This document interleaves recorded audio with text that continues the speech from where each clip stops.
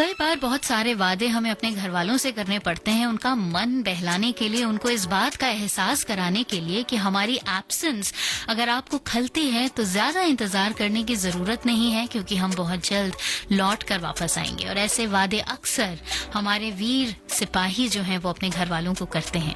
उन्हें खुद नहीं मालूम कि वो किस तरह से और कब उन्हें छुट्टी मिलेगी और वो घर पहुंचेंगे और मुलाकात कर पाएंगे, लेकिन घर वालों को तो किसी न किसी तरह से समझाना है, उनको बहलाना है। आप सुन रहे हैं कार्यक्रम संदेश टू सोल्जर्स। मैं हूं आपके साथ आपकी मस्त मस्त आरजे माला, और हमारे साथ हैं आज अभी इस वक्त मेजर जनरल नीरज बाली। और उनसे हम जब बातचीत कर रहे थे तो लोनलीनेस के बारे में बात हो रही थी। कई बार जब हम अकेले रह जाते हैं तो वो समय हमें इतना काटने को दौड़ता है, ऐसा लगता है कि ये समय कब बीतेगा। लेकिन बर्फीली पहाड़ियों में, घाटियों में जो हमारे वीर सिपाही बैठे हुए हैं, उन्हें कुछ घंटे नहीं, कई कई दिनों, हफ्तों, महीनों तक उसी जगह पर रहना पड़ता है। और ऐसे में लोनलीनेस की समस्या उन्हें किस तरह से परेशान करती हैं, आइए उसके बारे में जानते हैं। सर, एक बार फिर से आपका बहुत बहुत स्वागत है कार्यक्रम में। धन्यवाद। सर, हम लोग बात कर रहे थे लोनलीनेस के बारे में, क्योंकि जब हम ऐसी जगहों पर होते हैं जहां पर हमें दूसरा शख्स भी बड़ी मुश्किल से देखने को मिलता है, तो लोनलीनेस एक बहुत बड़ा पॉइंट होता है, जिसकी वजह से लोग कई बार डिप्रेशन का शिकार भी होते हैं। तो क्या ऐसा सेना में अक्सर होता रहता है, और होता है तो फिर आप लोग उसके लिए कैसे सोल्यूशन निकालते हैं? देखिए, सबसे पहले जो आपने बात की, ये तो वाकई एक बहुत बड़ा चैलेंज है। ठंड से बढ़कर और ऊंचाइयों से बढ़कर और बाकी परेशानियों से बढ़कर जो मानसिक अकेलापन है, जो लोनलीनेस है, ये शायद मैं इसको एक नंबर 1 चैलेंज मानूंगा। सुनने वालों को मैं ये बता दूं कि ये जो हम अपने घर को छोड़ के आते हैं, परिवार को पीछे छोड़ के आते हैं, ये कोई 1 या 2 दिन की बात नहीं है। साल में अफसर और जवान लगभग 10 महीना अपने परिवार से अलग रहते हैं। कई बार हो सकता है 10 महीने से ज्यादा भी हो जाए। और इस दौरान वो जिन इलाकों में रहते हैं वहां पे बाकी फौजियों के अलावा और कुछ नहीं होता। कोई एंटरटेनमेंट के लिए कोई मॉल या कोई सिनेमा, इस तरह की चीजें नहीं होती। हाँ, टेलीविजन वगैरह मिल जाता है। तो ये जो लोनलीनेस है, इससे डिप्रेशन हो सकता है। डिप्रेशन होता भी है, क्योंकि सब फौजी भी तो वही उसी मिट्टी के बने हैं जिससे बाकी सब बने हैं। लेकिन इस समस्या को या इस चैलेंज को हम किस तरह से पूरा कर पाते हैं, वो उसका जो नंबर 1 लेसन है, वो लेसन फौज के लिए नहीं, खाली सबको सीखना है। वो लेसन ये है कि फौज के जो लीडर हैं वो हमेशा अपने जवानों के साथ रहते हैं। जो चाहे आप किसी कंपनी में काम करें, चाहे कॉलेज में काम करें, चाहे फौज में काम करें, हर आदमी चाहता है कि वो सुरक्षित फील करे, सेफ फील करे।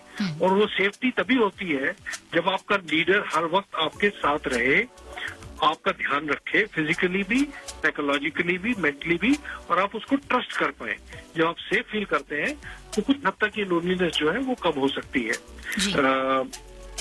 दूसरा, जैसे घर में भी आप लीजिए, घर के अंदर भी जब अगर मान लीजिए माता पिता नहीं हो तो बच्चा सेफ नहीं फील करता, वो भी लोनली फील करता है। तो पहली बात भारतीय सेना की जो एक बहुत बड़ी स्ट्रेंथ है कल्चर की, वो ये है कि हमारे अफसर बिल्कुल जवानों के साथ रहते हैं, जवानों का ध्यान रखते हैं। और मैं तो ये तो बड़ी छोटी छोटी बातें मैं आपको बता सकता हूँ कि अफसर मेस में खाना नहीं शुरू होता जब तक जवानों का खाना ना बढ़ जाए। इस तरह की छोटी चीजें वो जाके खुद चेक करते हैं कि उनको क्या खाने को मिल रहा है, कैसे हो रहा है, और मैक्सिमम टाइम उनके साथ बिताते हैं। सो एक तरह से फौज के अंदर जवानों और अफसरों को मिला के एक जो परिवार बनता है, वो उतना ही सुदृढ़ और उसकी रिश्तेदारी इतनी ही सक्षम होती है जैसे कि हमारी रिश्तेदारी फौज के बाहर। मैं खैर कहूंगा, मेरी वाइफ कई बार मुझे कहती है कि शायद तुम्हारा जो फौज का परिवार है वो बाकी परिवार से ज्यादा स्ट्रांग है और वो ज्यादा ध्यान रखता है आपका। तो एक तो ये बात है। दूसरा, ऐसे इलाकों में भी हम कोशिश करते हैं, जैसे बोलते हैं ना जंगल में मंगल, फौज में ये एक बहुत स्ट्रांग पॉइंट है कि हम जहां भी रहें हम कोशिश करते हैं कि कुछ ना कुछ एक्टिविटी करके, कुछ ना कुछ एक दूसरे से मिल के, कुछ ना कुछ नाच गाना करके, आपस में किसी भी तरीके से अपना मनोरंजन करके छोटी से छोटी रिमोट जगह को भी हम एक अच्छी जगह की तरह में कन्वर्ट कर देते हैं। तो वो उसमें भी ऑफिसर्स का भी रोल है, जवानों का भी बहुत रोल है। कुछ ना कुछ एक्टिविटी चलती रहती है। जी। तीसरा, अभी तो सरकार ने बहुत तरह की इस तरह की सहूलियत और भी बढ़ा दी है फौज के अंदर, जिसमें टेलीफोन से बात कर पाना, रिमोट इलाके से सैटेलाइट फोन से बात कर पाना जी। अपने परिवारों के साथ, और टेलीविजन वगैरह तो खैर है ही है।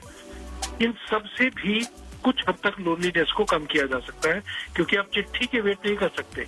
वो जो गाना कुछ देर पहले मैं सुन रहा था, संदेशे आते हैं, वो संदेशे, अगर उस संदेशे की वेट करते रहे तो जिंदगी निकल जाएगी। सही बात। तो हम टेलीफोन से बात करके, और जो जवान बहुत ऊंचाइयों पे रहते हैं, ये अफसर ऊंचाई पे रहते हैं, कोशिश की जाती है कुछ दिन के बाद उनको बेस पे लाया जाए, कुछ हजार मीटर नीचे, कुछ हजार फुट नीचे लाकर उनको थोड़ा सा अलग उनका माहौल बदला जाए, और फिर वो वापस उसी पहाड़ी पे चले जाते हैं। तो ये इस तरह की बहुत सी चीजें की जाती हैं जिससे डिप्रेशन ना हो और जवान और अफसर खुश रहे। लेकिन मैं फिर दोहराना चाहूंगा, नंबर 1 सबक जो आप सबको सीखना है वो ये है, आप जहाँ पे भी हैं, जिस तरह के भी लीडर हैं, चाहे आप फादर हैं, मदर हैं, स्कूल के टीचर हैं या कुछ भी हैं, जब तक आपके लोग, आपके नीचे के लोग सेफ फील करेंगे आपकी प्रेजेंस की वजह से, आपके उदाहरण की वजह से, जी, उतनी ही आपकी टीम स्ट्रांग होगी, उतना ही आपका परिवार स्ट्रांग होगा, और यही रीजन है कि फौज स्ट्रांग है। जी सर, टीम बिल्डिंग और टीम मेकिंग का एक बहुत बढ़िया एग्जाम्पल सेट करते हैं हमारे सैनिक और उनके ऑफिसर्स, हमारी सेना के जवान और उनके ऊपर जितने भी कमांड इन कमांड जो ऑफिसर्स हैं, वो उससे ये पता चलता है कि अगर आप विपरीत परिस्थितियों में भी रह रहे हैं तो आप अपने बॉस को देखकर किस तरह से मोटिवेट होते हैं और कैसे उन परिस्थितियों को भी अपने लिए आसान बना लेते हैं। तो इसका बहुत बढ़िया एग्जाम्पल मिलता है सर आप सभी से। और सर बिल्कुल जी, सर जानना चाहेंगे आपसे कि कभी आपके तो पूरे करियर में बहुत बार ऐसी कुछ ना कुछ घटनाएं या फिर दुर्घटनाएं भी मैं कह सकती हूँ हुई होंगी जो दिल को हमेशा याद रह जाती हैं, और किस्से जब सुनाने की बात आती है तो वो दिल पर एक ऐसी तगड़ी छाप छोड़कर जाती है कि उसे कहते हुए भी चेहरे के रंग बदलते जरूर हैं, लेकिन वो यादें ऐसी यादें होती हैं जो दिल से कभी नहीं मिट पाती। ऐसा कोई किस्सा अगर आपके जहन में आ रहा है तो जरूर शेयर करें। मैं ऐसे बहुत से किस्से सुना सकता हूँ, लेकिन मैं कोशिश करूंगा कि 1 या 2, कम से कम 1 तो सुनाऊं। और मेरे परिवार में मुझे हमेशा कई बार मजाक में कहा जाता है कि मैं एक स्टोरी टेलर हूँ। तो मैं कहानियां सुनना ही पसंद करता हूँ वैसे भी, और मैंने एक पूरी किताब लिखी है इसके ऊपर, द विनिंग कल्चर, जो पिछले 2 महीने से फॉर्चुनेटली बेस्ट सेलर भी है। उसके अंदर भी बहुत सी कहानियां हैं। एनीवे, मैं आपको कुछ बताना चाहूंगा। 1997 में मैं एक कर्नल था और कश्मीर में कुपवाड़ा इलाके में था। जी। एक दिन सुबह मेरी एक गाड़ी, जिसमें 2 अफसर और 4 जवान थे, उन्हें बारूद से मिलिटेंट्स ने उड़ा दिया। वो गाड़ी इतनी ऊंची गई कि जो सड़क के, जो कच्चे ट्रैक के साइड में यूकलिप्टस पेड़ थे, उससे भी ऊंची गई। 2 बार हवा में घूम के वो जमीन पे टकराई। एक मेजर साहब और 2 जवान मारे गए, शहीद हो गए, और एक लेफ्टिनेंट साहब और 2 जवान उसी में मलबे में फंसे हुए थे।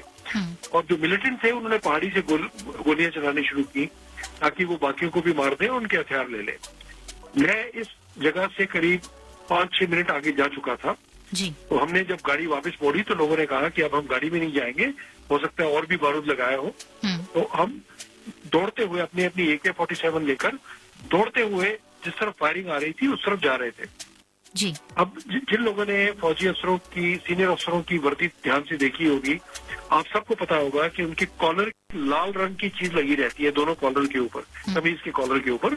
उसको कॉलर डॉग बोलते हैं, और वो दिखाता है कि ये अफसर जो है सीनियर है। ओके। लड़ाई के मैदान में हमें वो पहनने का अधिकार नहीं होता, क्योंकि अगर आप लड़ाई के मैदान में पहनेंगे तो दुश्मन को पता चल जाएगा कि सबसे पहले किसको मारना है। जी बिल्कुल बिल्कुल। लेकिन मेरे को उस वक्त कमांडिंग ऑफिसर बने हुए 10 ही दिन हुए थे। मैं नया दूल्हा था। मैंने अभी भी वो लाल रंग के दोनों तरफ पहने हुए थे। तो मेरे साथ जो मेजर साहब दौड़ रहे थे फायरिंग की तरफ, उन्होंने कहा, सर आप इसको निकाल दीजिए, ये नहीं पहनना चाहिए आपको, अभी आपको कोई निशाना बनाएगा। मैंने कहा हाँ मैं निकाल दूंगा, लेकिन मैंने तुरंत नहीं निकाला क्योंकि मेरे मन में कुछ बहुत और चीजें चल रही थी। इसी वक्त मेरे साथ भागते हुए एक फौज के बार्बर थे, बार्बर, उनका नाम था लास्ट नायक रूपलाल। वो भी AK-47 लेकर वर्दी में भाग रहे थे। तो रूपलाल ने मुझे कहा, सर मैं एक बात कहूँ? मैंने कहा बोलो। कह रहे सर ये जो लाल लाल लगा के घूमते हो ना, ये कोई बहादुरी थोड़ा है, इसको तो नहीं पहनना चाहिए, आपको कोई ठोक देगा फिर भगदड़ मच जाएगी। तो मैंने कहा हाँ रूपलाल, मैं इसको निकालने लगा हूँ। उसने कहा सर नहीं, ये मेरी सलाह नहीं है, आपको पहनना नहीं चाहिए था, लेकिन सर मेरी सलाह ये है, इसको आज इनफैक्ट अगले 3 महीने मत निकालो, क्योंकि सर आप लीडर हो, आपको उदाहरण देना है। जवान आपकी तरफ देखते हैं, लोग कहेंगे ओह 2-3 लोग शहीद हुए और हमारा सीओ घबरा गया।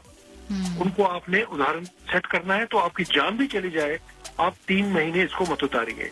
आप क्या सोच सकते हैं इससे अच्छा उदाहरण लीडिंग बाय एग्जाम्पल का, जो फौज में एक बार्बर को भी पता है। जी। और रूपलाल को मैं आज भी याद करता हूँ। रूपलाल को की शान में मैंने वो 3 महीने नहीं 3 साल नहीं निकाले। वाह।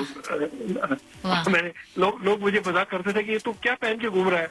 मैंने कहा वो मेरे को रूपलाल ने बोला नहीं उतारना, अरे तो मैं वो पहन के हूँ। क्या बात है, तो क्या ये कहानी मैं आपको सुनाना चाहता हूँ। जी बिल्कुल सर। और जब हमारे ऑफिसर्स हमारे लिए कमांड सेट करते हैं, जब वो एक आइडल सेट करते हैं, तो तब हमें ये लगता है कि हमें भी उनके जैसा बनना है, और वैसा बनने के लिए ऑफिसर को भी वैसा करके दिखाना होता है कि उनके नीचे जो जवान हैं वो हमेशा जब कभी भी मुश्किल हालात में फंसे तो अपने ऑफिसर को याद करें और उस इंसिडेंट को याद करें कि जब वो फंसे थे तो उन्होंने क्या किया था।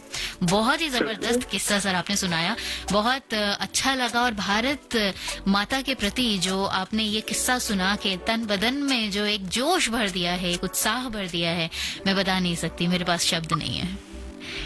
धन्यवाद माला, धन्यवाद। और धन्यवाद, और मुझे जो आपने मौका दिया, धन्यवाद। जय हिंद। जय हिंद सर।